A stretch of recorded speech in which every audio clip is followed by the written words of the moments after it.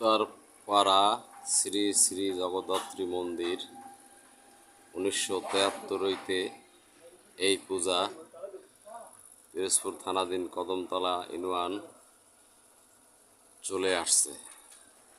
এই পূজার সময় মেলা বসে, আগে বসত 2 দিন, এখন 4 দিন 5 দিন, লক্ষ লক্ষ মানুষ আসে। ঐতিহ্যবাহী এই জগদ্ধাত্রী মন্দির কদমতলা বাজারের উত্তর সাইড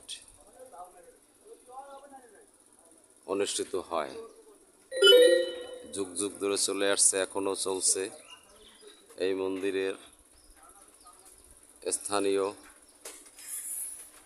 হিন্দু সম্প্রদায় পরিচালনা করে আসছে।